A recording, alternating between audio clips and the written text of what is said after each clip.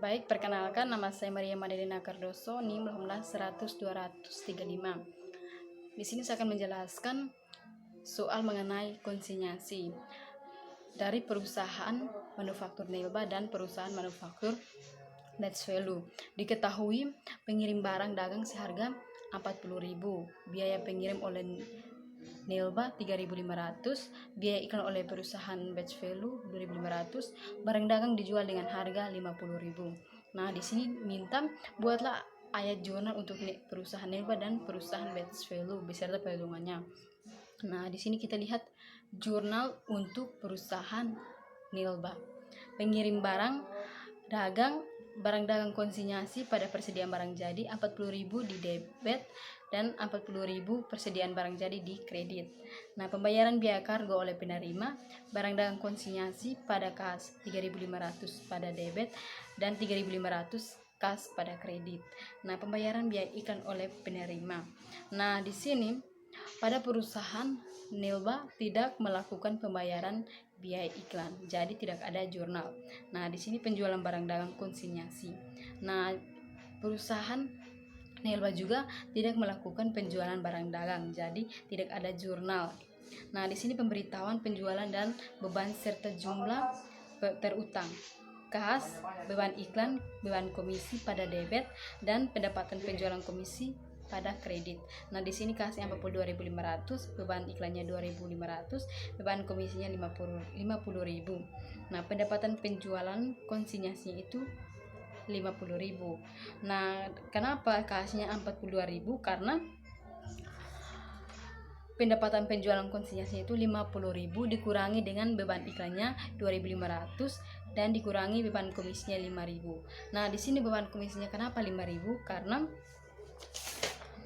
Karena didapat dari 2/3 barang dagang yang dijual seharga 50.000. Nah, beban komisinya dikali dengan 10%. Jadi hasilnya itu mendapatkan pendapatan konsinyasi itu 50.000. Nah, di sini juga ada penyesuaian persediaan barang dagang konsinyasi berdasarkan biaya penjualan. Nah, beban pokok penjualan pada persediaan barang dagang konsinyasi 29.000 pada debit dan 29.000 persediaan barang dagang konsinyasi pada kredit. Nah, kenapa di sini 29.000? Karena 2/3 itu pendapatan penjualannya itu dikali dengan 40.000 tambah dengan 3.500 itu dan hasilnya 29.000. Kita lihat pada perusahaan Batch Value. Nah, di sini perusahaan Batch Value pada pengiriman barang dagang tidak ada jurnal karena tidak ada pengiriman barang melainkan penjualan barang. Nah, di sini juga ada pembayaran biaya kargo oleh penerima. Nah, di sini juga tidak ada jurnal karena perusahaan Batch Value tidak ada biaya pengiriman barang. Nah, di sini juga ada pembayaran biaya iklan oleh penerima. Nah, karena perusahaan Batch Value yang melakukan pembayaran iklan, maka piutang dan pengirim pada kas 2.500 di debit dan 2.500 kas pada kredit. Nah, di sini ada penjualan barang dagang konsinyasi kas pada utang dan pengirim 50.000 pada debit dan 50.000 utang dan pengirim di kredit. Nah, di sini ada pemberitahuan penjualan dan beban serta jumlah terutang, yaitu utang kepada pengirim, piutang dan pengirim, pendapatan komisi dan kas. Nah, utang kepada pengirim itu 50.000 di kredit. Nah, piutang dan pengirimnya itu saya ulangi lagi.